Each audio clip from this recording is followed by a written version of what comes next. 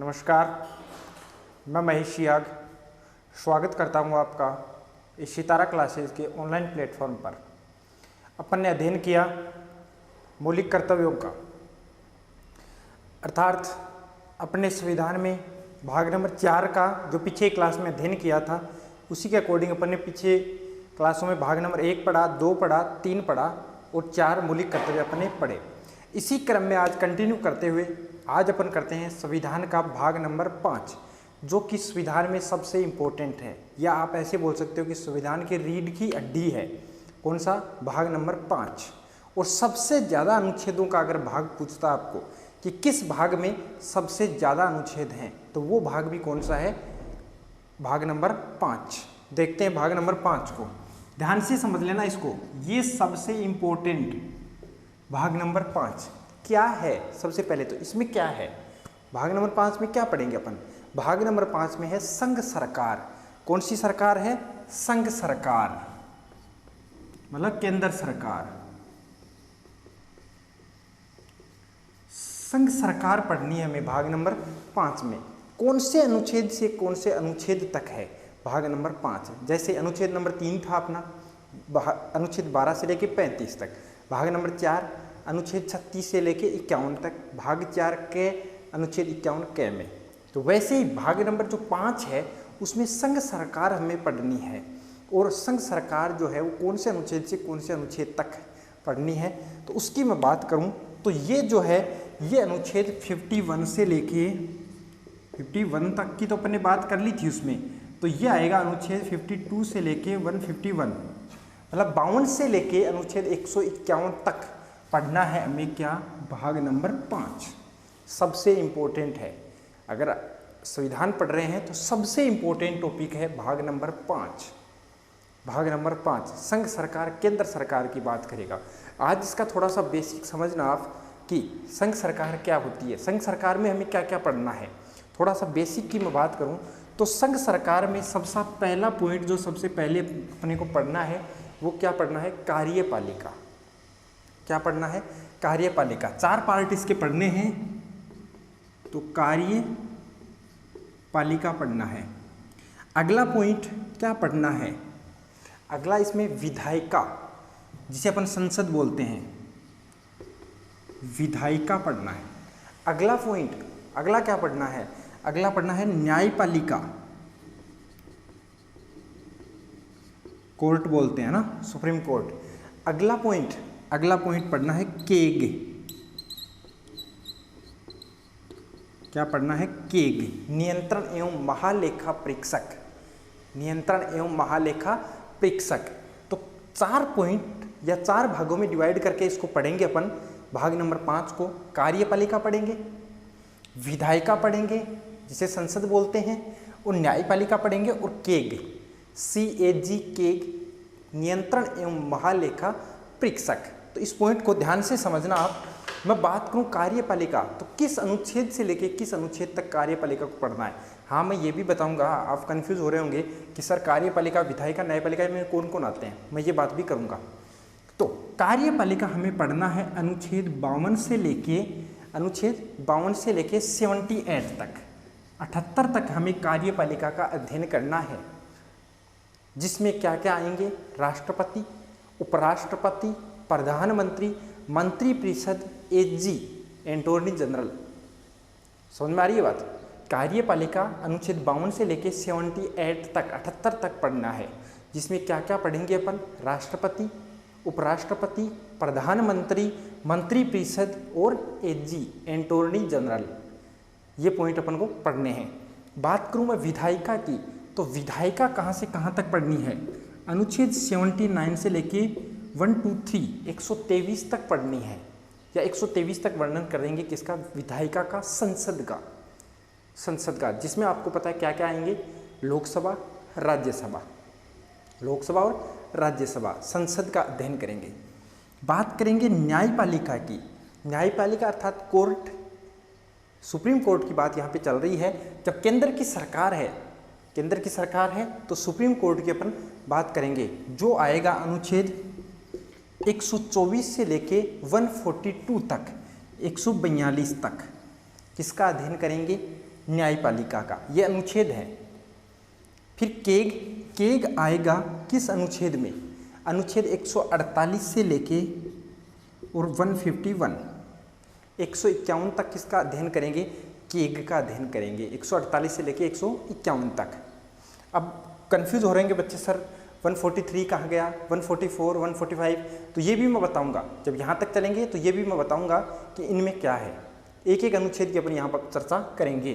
तो ध्यान देना, भाग नंबर 5 संघ सरकार अर्थात केंद्र सरकार अपन को पढ़ना है भाग नंबर 5 में। आगे भाग नंबर 6 आएगा, उसमें राज्य सरकार आएगी। राज्य सरकार आएगी, उसमें भी हमें कार्यपालिका, विधायिका, न्यायपालिका ये पढ़ना है ना। उसमें ये केग नहीं आएगा। केग नहीं आएगा, क्यों नहीं आएगा वो चीज़ मैं बात करूँगा आगे।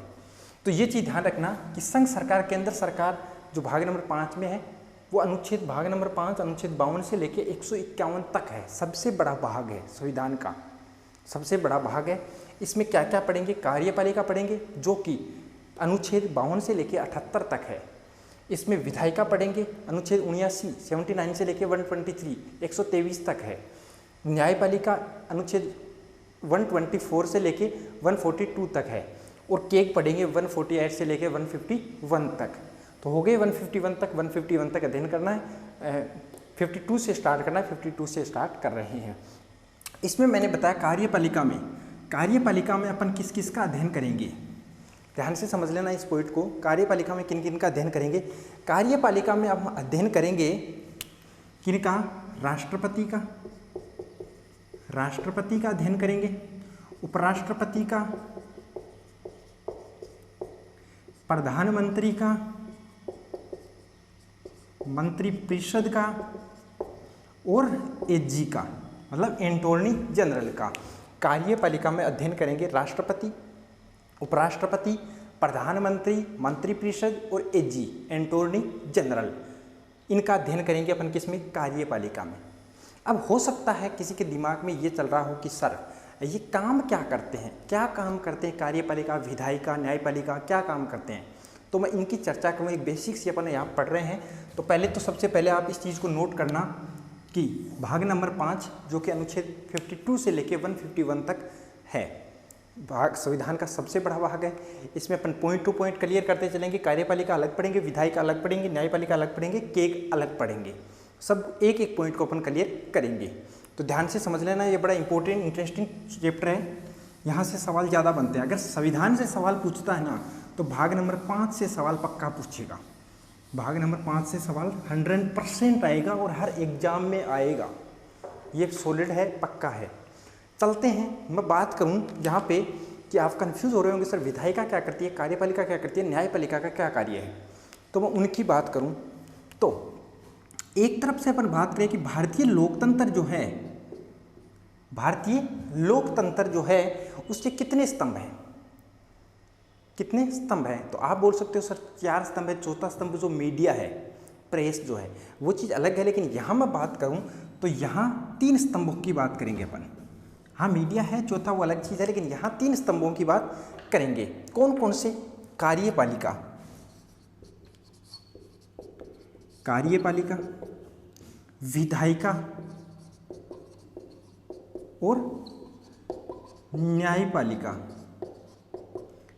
इस चीज़ को थोड़ा सा समझना कि कार्यपालिका में मैंने बताया कौन कौन आएंगे, राष्ट्रपति, उपराष्ट्रपति, प्रधानमंत्री, मंत्रिपरिषद और एजी, वो कार्यपालिका। विधायिका उसे संसद बोलते हैं।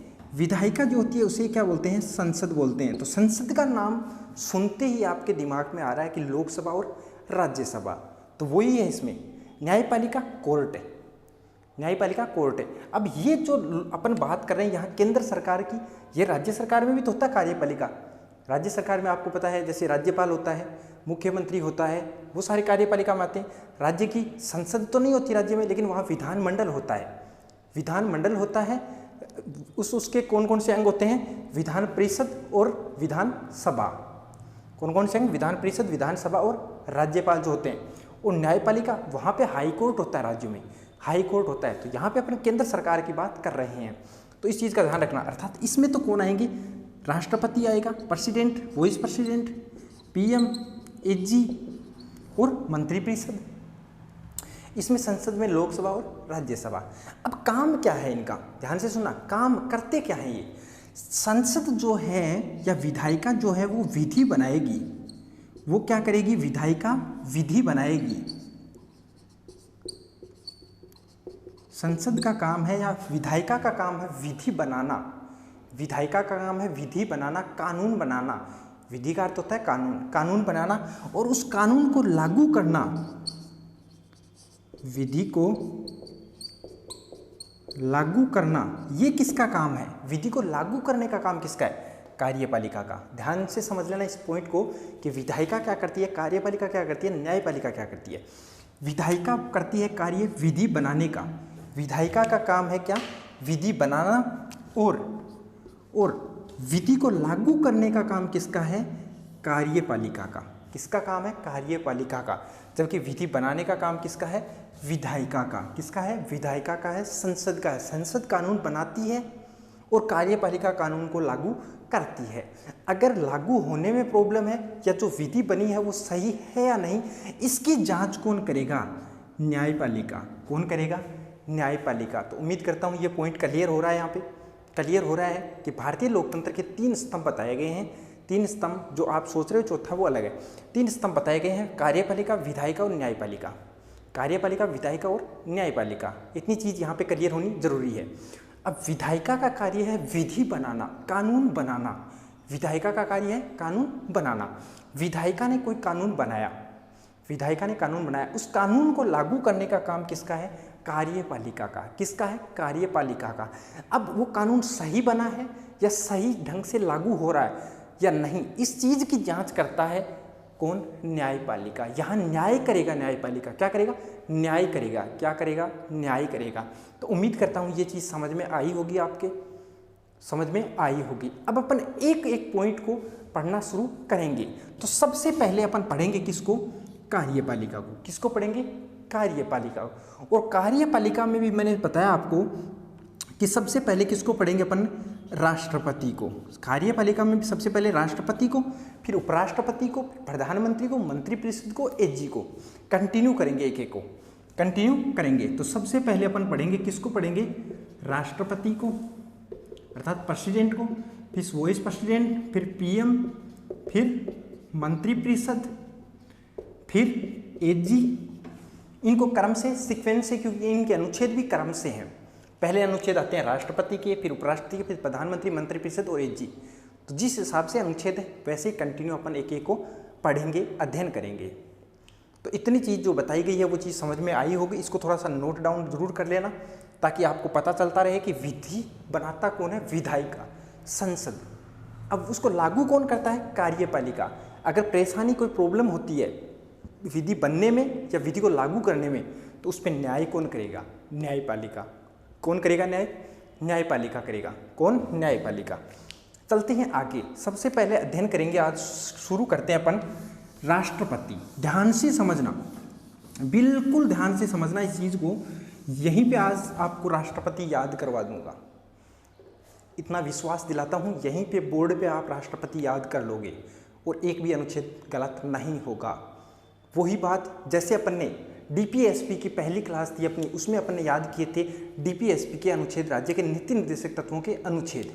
उसी प्रकार से राष्ट्रपति के अनुच्छेद याद करेंगे कि उन अनुच्छेदों में है क्या, उन अनुच्छेदों में क्या है, और फिर उनकी विस्तार से एक एक अनुच्छेद की अपन चर्चा करेंगे। तो बने रहो और देखते रहो, यहाँ पे बोर्ड की तरफ याद होंगे अनुच्छेद। तो सबसे पहले अपना जो टॉपिक है या पॉइंट जो है पढ़ने वाला, वो क्या है आज का, राष्ट्रपति। कौन सा टॉप पॉइंट है, राष्ट्रपति। राष्ट्रपति के जो अनुच्छेद आएंगे वो अनुच्छेद हैं, राष्ट्रपति 52 से लेके 62 तक राष्ट्रपति आएगा। अनुच्छेद 52 से लेके 62 तक कौन आएगा, राष्ट्रपति आएगा। कौन आएगा, राष्ट्रपति। तो उम्मीद करता हूँ यहाँ से क्लियर करना शुरू करते हैं। अब स्टार्ट करते हैं पढ़ना।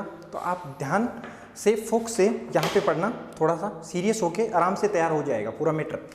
अनुच्छेद 52 भी पढ़ना है, 53, 54, 55, 56, 57, 58, 59, 60 और 61।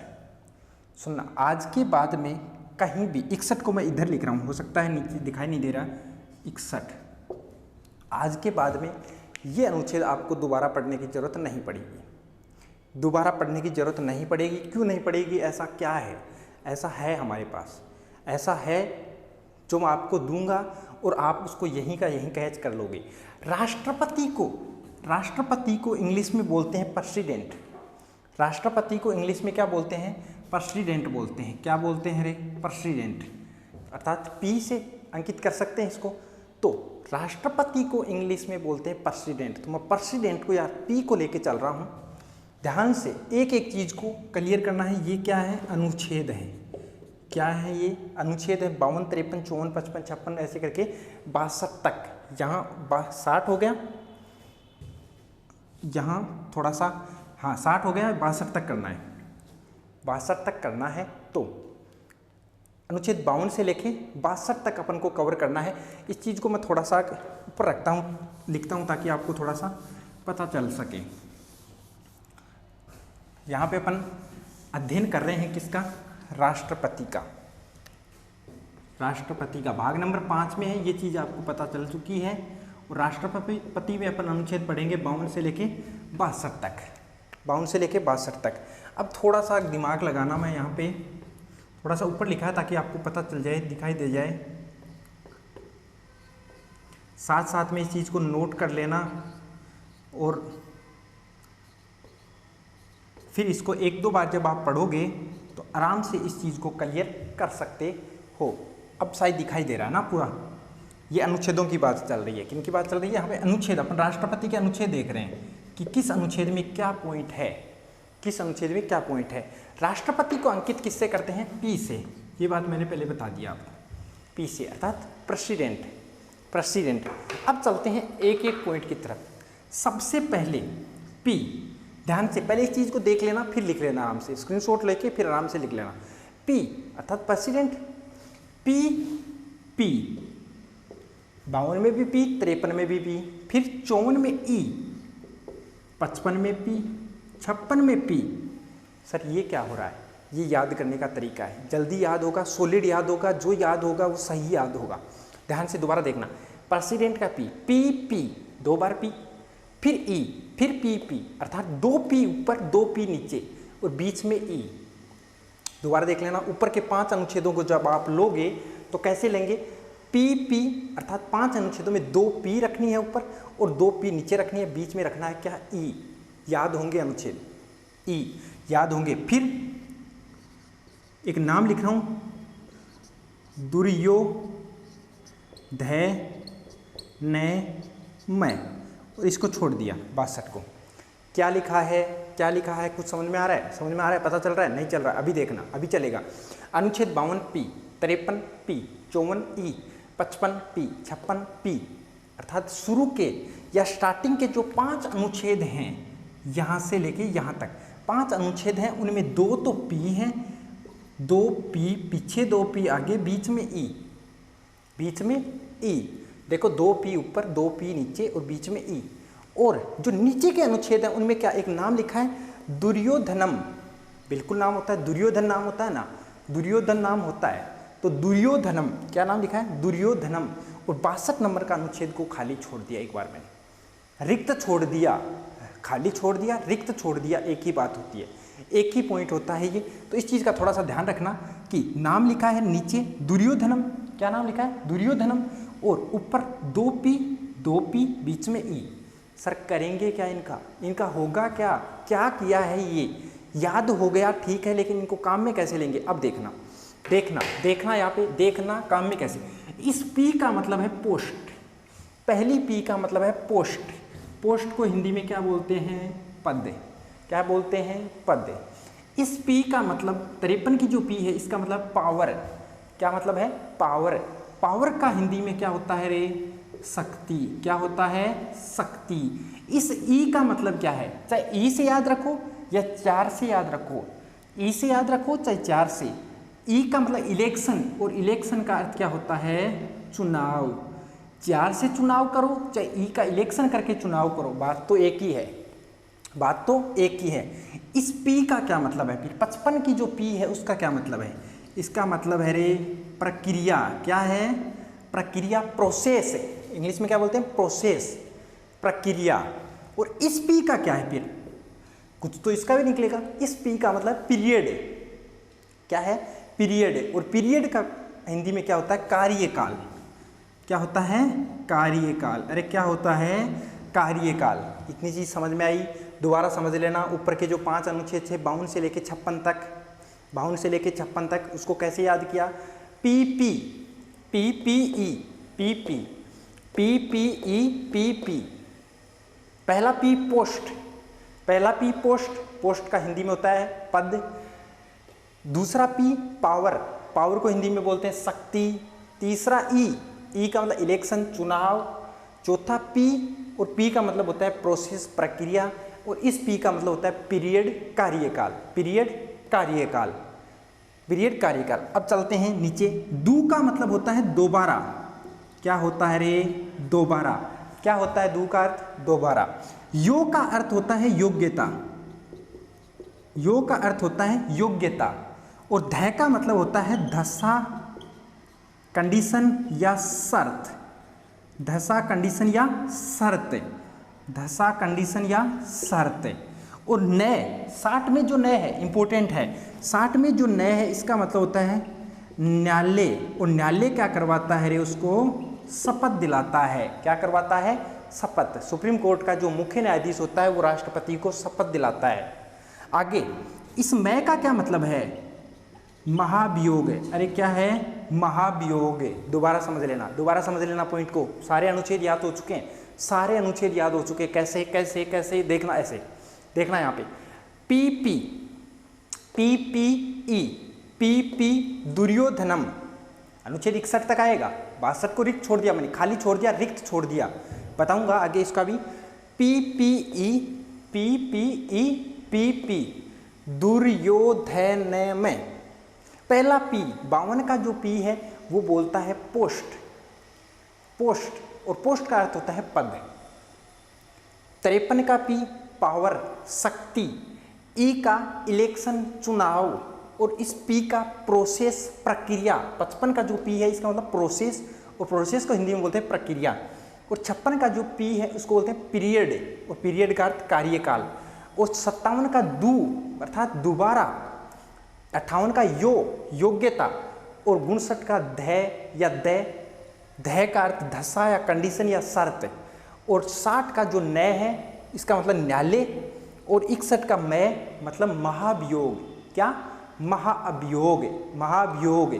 अब ध्यान से समझना, एक एक चीज को विस्तार से चर्चा करेंगे अपन, एक एक अनुच्छेद की। ऐसा नहीं है इतना करके छोड़ देंगे, नहीं, ये तो याद करने का तरीका है। पहले याद तो हो, याद तो हो। अनुच्छेद 56 में क्या है, अनुच्छेद 60 में क्या है, अनुच्छेद 54 में क्या है, अनुच्छेद 58 में क्या है, ये चीज याद तो हो पहले।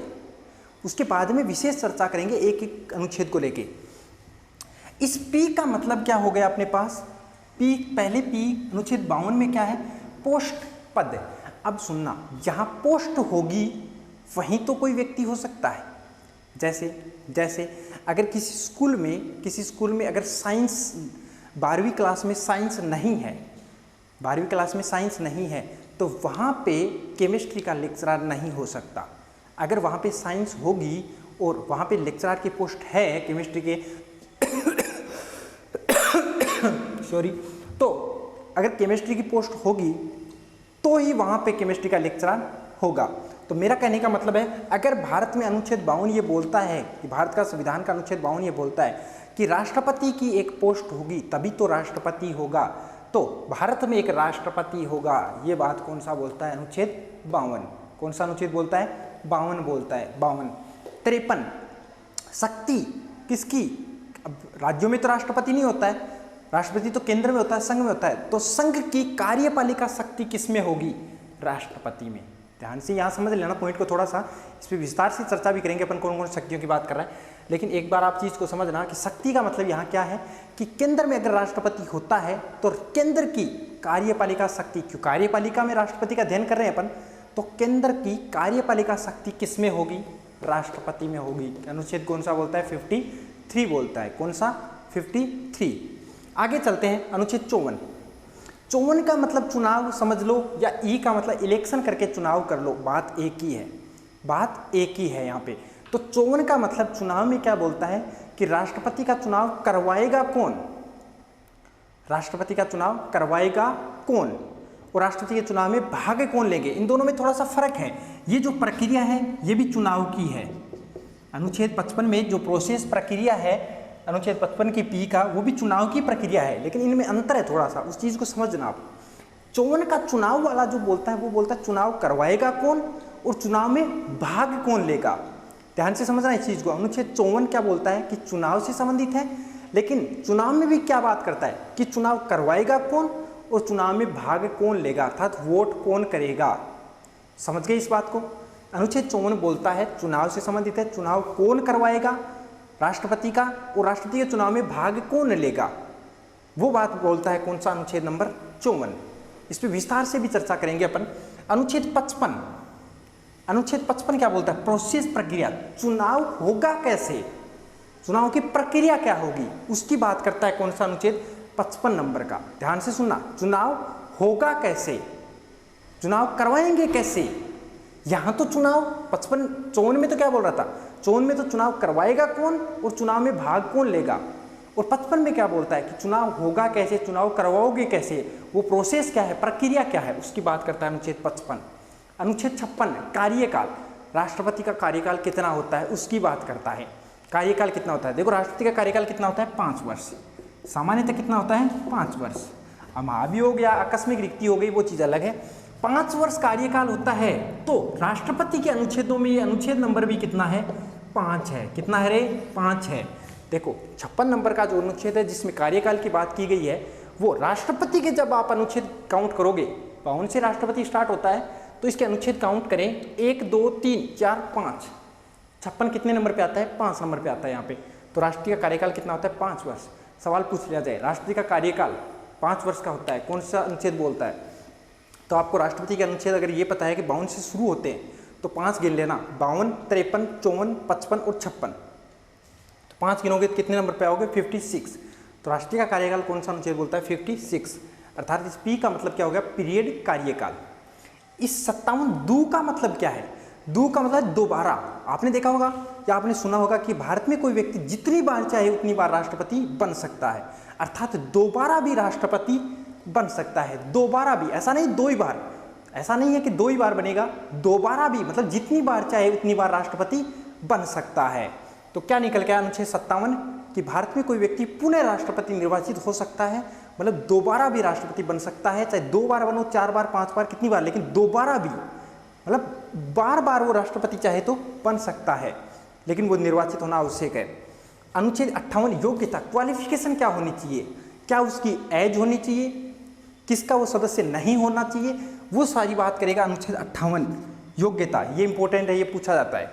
अनुच्छेद 59 कंडीशन दशा, शर्त क्या होगी, अगर कोई व्यक्ति राष्ट्रपति बनना चाह रहा है तो वो किस स्थिति में या किस शर्त पे राष्ट्रपति बन सकता है, कौन सी कंडीशन है जो उसे रोकती है और किस स्थिति में वो राष्ट्रपति बन सकता है, वो सारी बातें करेंगे किसमें, अनुच्छेद 59 में। अनुच्छेद 60, अनुच्छेद 60 में नए का मतलब तो न्यायालय आया, नए का मतलब तो न्यायालय निकल के आया, लेकिन न्यायालय उसको क्या दिलाता है, शपथ। अब देखो हाई कोर्ट तो शपथ नहीं दिला सकता उसको, हाई कोर्ट तो कहाँ होता है, राज्यों में होता है, स्टेट्स में होता है, लेकिन उसको शपथ दिलाएगा कौन, सुप्रीम कोर्ट, सर्वोच्च न्यायालय, सबसे ऊंचा जो न्यायालय है, उच्चतम न्यायालय, सुप्रीम कोर्ट उसको शपथ दिलाएगा, किसको, राष्ट्रपति को। किसको दिलाएगा, राष्ट्रपति को शपथ दिलाएगा। तो सुप्रीम कोर्ट का जो मुख्य न्यायाधीश होता है, उसमें भी मुखिया जो होता है, मुख्य न्यायाधीश जो होता है, वो शपथ दिलाएगा किसको, राष्ट्रपति को। किस अनुच्छेद के तहत, 60 के तहत।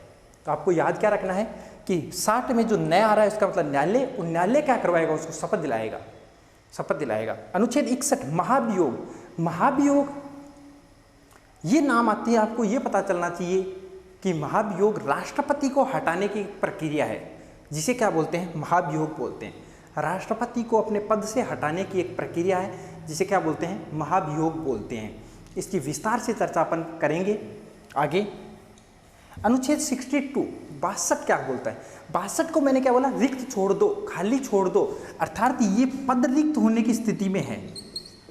पद रिक्त, किसका पद रिक्त, राष्ट्रपति का पद अगर रिक्त हो जाता है, आकस्मिक कारणों से हो जाता है, मान लो किसी की मृत्यु हो गई, महाभियोग लग गया, त्यागपत्र दे दिया, ऐसी कंडीशन में अगर पद रिक्त हो जाता है तो ये कौन सा अनुच्छेद बोलेगा? 62 नंबर।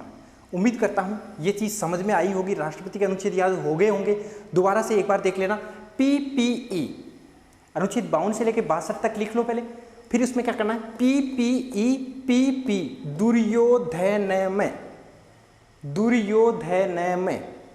और 62 नंबर का है, उसको रिक्त छोड़ दो, खाली छोड़ दो।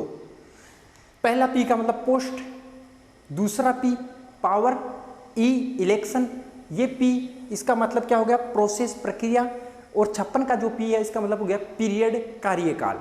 दू का मतलब दोबारा भी बन सकता है, योग्यता क्वालिफिकेशन क्या होगी? दशा कंडीशन शर्त क्या होगी?